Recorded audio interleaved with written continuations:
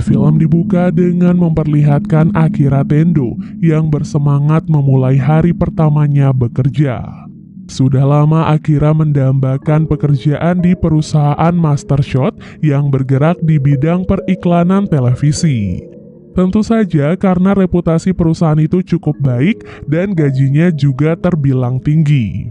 Seperti biasa, sebagai karyawan baru, Akira memperkenalkan diri di hadapan para karyawan yang lain sambil menunjukkan betapa bersemangatnya ia sebagai karyawan baru.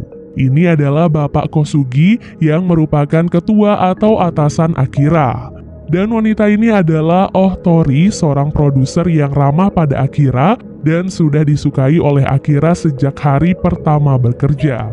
Lingkungan kerja Akira memang tampak sangat nyaman, bahkan di hari pertamanya, tim produksi mengadakan acara makan malam kecil-kecilan untuk menyambut bergabungnya Akira.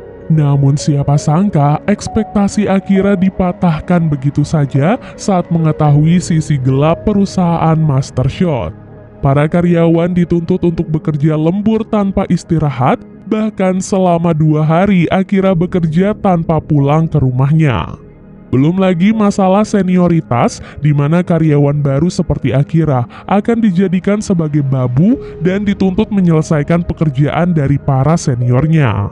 Ya, beginilah realita yang dirasakan para karyawan di perusahaan besar seperti Master Shot. Tak heran gaji yang ditawarkan cukup tinggi karena memang sebanding dengan pekerjaan yang diterima para karyawannya. Akira pun tak bisa mengajukan resign begitu saja karena ia sudah berjuang sangat keras untuk bisa diterima di perusahaan itu. Jadi ia pun akan berusaha keras untuk tetap bertahan, ya walaupun kondisi mental dan fisik Akira berkata sebaliknya. Sejak hari itu sampai setahun kemudian, Akira bertahan di perusahaan Master Shot. Tak jarang Akira harus tidur, mandi, dan makan di kantor, bahkan tidak pulang ke rumahnya sampai berhari-hari. Realita itu membuat Akira ingin menyerah sampai berniat bunuh diri. Ia hanya ingin bebas tanpa beban pekerjaan dan melakukan sesuatu yang sesuai dengan keinginannya. Pada suatu malam, Akira bertemu dengan Kencho, sahabat sekaligus rekan satu timnya saat berada di regu football Amerika. Akira yang sedang frustasi merasa iri dengan Kencho yang memiliki pekerjaan baik, namun tetap memiliki banyak waktu untuk bersenang-senang dan berkencan. Kencho pun menyarankan Akira untuk berhenti dari Master Shot, karena ia hanya dijadikan babu dan dimanfaatkan oleh bos dan para seniornya. Hal itu pun membuat Akira tersulut emosi, sehingga ia pun menyebut Kencho sebagai pengecut karena di masa lalu akibat ketakutan dan keraguannya, tim football Amerika mereka kalah di babak final. Kehidupan pun terus berlanjut hingga suatu hari, Akira terbangun oleh suara alarm di handphonenya. Akira berusaha bangun dari tempat tidur dan bersiap berangkat kerja. Dapat dilihat kondisi rumah Akira sangat kotor dan berantakan karena ia memang tidak memiliki waktu untuk membersihkan rumah. Dengan wajah letih dan lesu, Akira memaksa tubuhnya untuk tetap berangkat kerja. Di bawah, Akira terkejut melihat bapak-bapak yang biasa menyapu di sana telah berubah menjadi zombie dan sedang memangsa seorang wanita. Akira yang terkejut pun langsung berlari dan menyadari bahwa seisi apartemen kini telah berubah menjadi zombie dan mengejarnya.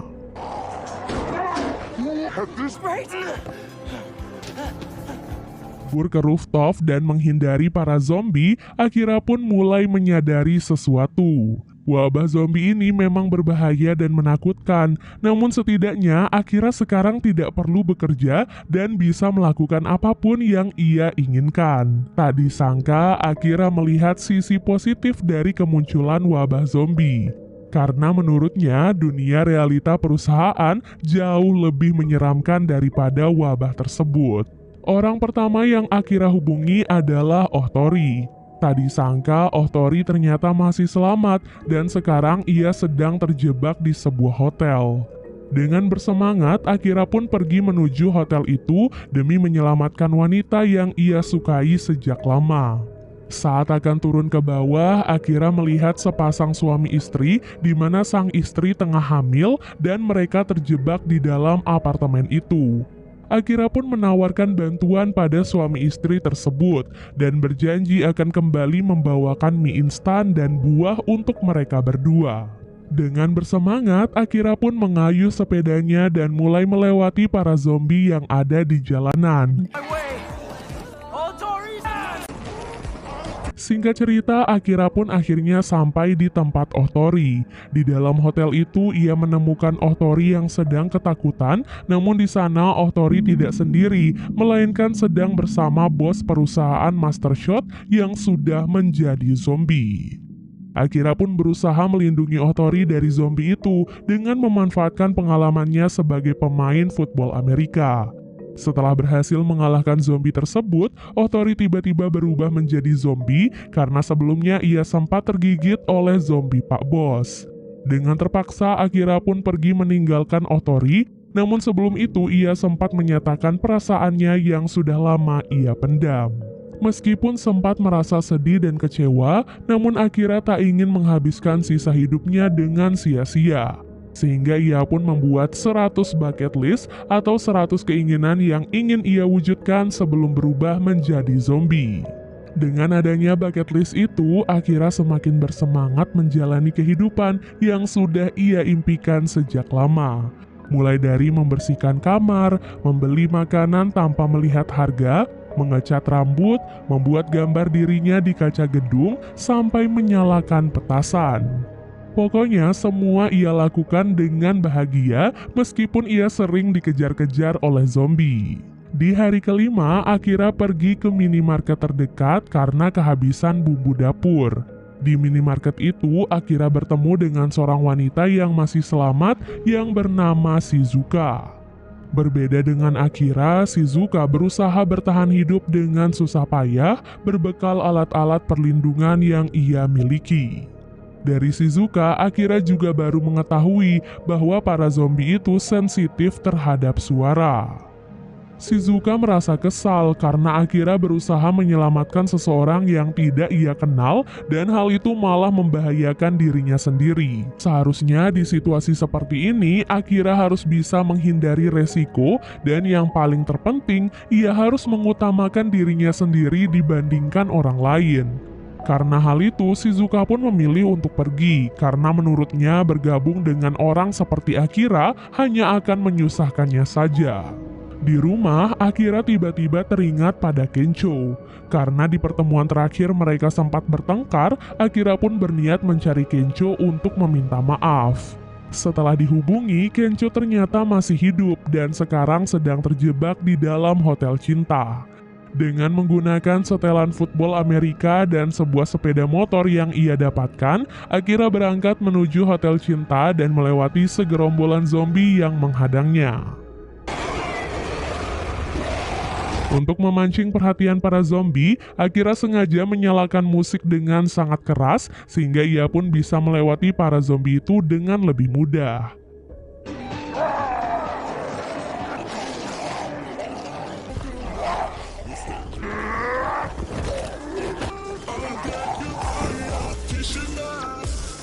Setelah perjuangan yang panjang, Akira akhirnya berhasil menyelamatkan Kencho dan membawanya kabur dari hotel tersebut. Malam itu, Kencho dan Akira berbaikan dan menghabiskan waktu dengan makan mewah bersama. Kencho berterima kasih pada Akira dan berkata bahwa mungkin saja orang seperti Akira yang akan bisa menyelamatkan semua orang dari wabah zombie. Hal itu pun membuat Akira mendapatkan ide untuk mewujudkan impian masa kecilnya, yaitu menjadi superhero yang bisa menyelamatkan banyak orang. Di hari berikutnya, Akira dan Kencho memutuskan untuk pergi ke akuarium Marine Paradise yang terletak di Ibaraki. Kebetulan sebelum kemunculan wabah zombie, perusahaan Master Shot sempat mendesain sebuah kostum hiu yang mampu melindungi manusia dari gigitan hiu. Akira berpikir jika kostum itu mampu melindungi manusia dari gigitan hiu, maka kostum itu juga bisa melindungi manusia dari gigitan zombie. Di tengah perjalanan, Akira dan Kencho melihat sebuah bis yang berhenti dan di sana ternyata ada banyak orang yang masih selamat termasuk Shizuka. Sayangnya, Akira dan Kencho tak bisa menyelamatkan banyak orang, hanya ada 2 pramugari, 1 supir bis, dan Shizuka yang berhasil selamat dari kejaran zombie. Supir bis bercerita bahwa mereka sedang dalam perjalanan menuju akuarium Marine Paradise, karena kabarnya di sana ada pasokan makanan yang cukup dan keamanan bagi orang-orang yang masih selamat. Namun, satu hal yang tidak mereka sadari, supir bis yang ada di sana ternyata sudah digigit oleh zombie. Namun, ia berusaha menutupinya. Alhasil, ketika supir bis itu berubah menjadi zombie, ia pun menyerang dan menggigit kedua pramugari yang ada di sana. Akira, Kencho, dan Shizuka yang masih selamat berusaha menyelamatkan diri karena terjebak bersama ketiga zombie tersebut. Beruntung berkat kerjasama mereka, ketiganya pun berhasil kabur dengan menggunakan camper van. Sejak hari itu, mereka bertiga pun berangkat menuju akuarium Marine Paradise. Perjalanan yang cukup panjang membuat mereka semakin dekat, bahkan mereka menyempatkan waktu untuk melakukan berbagai kegiatan menyenangkan selama perjalanan itu. Mulai dari bersenang-senang di sungai, menaiki para layang, sampai berendam di pemandian air panas. Tiba di hari ke-10, Akira, Kencho, dan Shizuka akhirnya sampai di akuarium Marine Paradise. Namun sebelum sampai, mobil mereka sempat mengalami masalah karena ada beberapa paku yang sengaja dipasang di jalan masuk menuju akuarium. Saat tersadar, Akira terkejut melihat Pak Kosugi yang berada di hadapannya. Ternyata sebelum wabah itu terjadi, Pak Kosugi dan beberapa karyawan Master Shot memang sedang melakukan syuting iklan di dalam akuarium itu. Karena akuariumnya ditutup, mereka pun berhasil selamat dan bertahan hidup dengan memakan ikan-ikan yang ada di sana. Sejak saat itu, Pak Kosugi mengundang orang-orang lain yang masih selamat untuk datang ke akuarium. Bukan tanpa alasan, orang-orang itu malah dijadikan sebagai karyawan untuk menyiapkan makanan dan mengurus segala keperluan. Nah, karena diberikan jaminan keamanan, orang-orang itu pun tidak bisa menolak dan selalu menuruti perintah Pak Kosugi. Selain itu, Pak Kosugi juga sengaja mengurung beberapa zombie dan menjadikan mereka sebagai hukuman bagi siapapun yang melawan perintahnya. Secara rutin, Pak Kosugi juga mengirim tim supply untuk pergi mencari makanan atau keperluan lain yang ada di luar tempat tersebut. Di sana, Akira pun bertemu dengan sepasang suami istri yang sebelumnya meminta bantuan Akira. Sejak hari itu, Akira kembali merasakan penderitaan hidup sebagai karyawan atau babu. Kencho dan Shizuka yang berniat membantunya dicegah oleh bapak-bapak karena jika mereka melawan, mereka semua akan dikeluarkan dan diserahkan pada para zombie. Keesokan harinya, seorang anggota tim supply yang dikirim mencari makanan tidak menyadari bahwa ada seorang zombie yang masuk ke dalam kontainernya. Anggota tim supply itu pun membawa zombie itu ke area akuarium dan seketika menyebabkan kekacauan.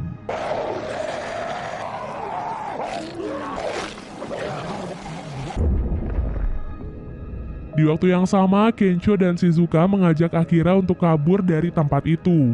Awalnya Akira menolak karena tidak ingin kedua sahabatnya itu menghadapi bahaya di luar sana. Namun setelah Shizuka menyadarkannya, Akira pun akhirnya setuju. Tak lama kemudian, mereka pun melihat segerombolan zombie yang mulai menyerang tempat tersebut. Akira, Kencho, dan Shizuka segera mengarahkan orang-orang untuk bersembunyi di sebuah ruangan. Saat mereka bertemu dengan Pak Kosugi, Kencho marah kepadanya karena sebagai ketua ia seharusnya tidak meninggalkan para karyawannya. Lalu tiba-tiba dari dalam akuarium keluarlah seekor hiu yang sudah berubah menjadi zombie. Awalnya mereka berpikir hiu itu tidak akan bisa mengejar mereka di daratan. Namun tiba-tiba hiu itu mengeluarkan beberapa kaki sehingga ia pun bisa mengejar mereka semua. Orang-orang yang ketakutan pun berlari sesuai arahan dari Akira dan bersembunyi di sebuah ruangan.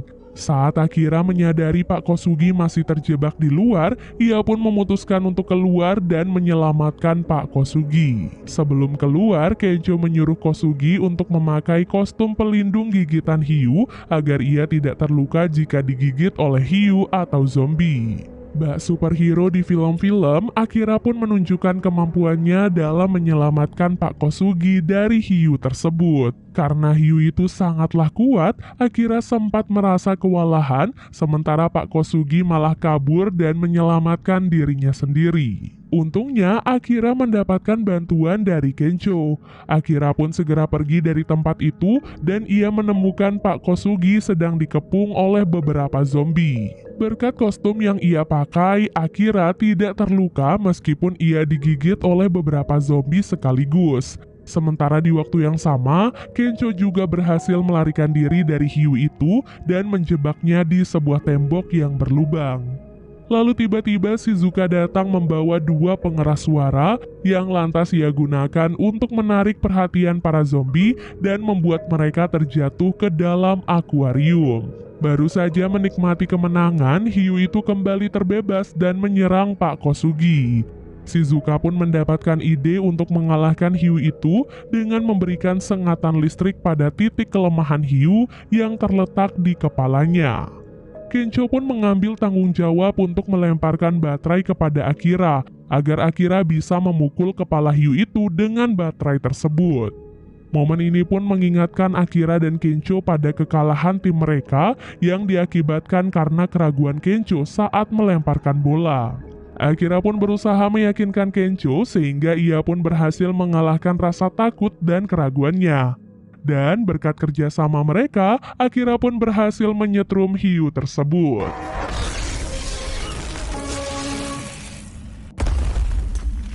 Setelah berhasil, Akira dan orang-orang yang masih selamat membagi semua persediaan yang masih tersisa. Mereka memutuskan berpisah dan mencari tempat yang aman tanpa harus mengikuti perintah dari orang lain. Dan untuk Pak Kosugi, tidak ada satupun orang yang mau bergabung dengannya, sehingga Pak Kosugi pun ditinggalkan sendirian di tempat tersebut. Kini, Akira, Kencho, dan Shizuka sama-sama mengisi bucket list dan bersiap mewujudkan setiap keinginan mereka bersama-sama. Dan film pun akhirnya selesai.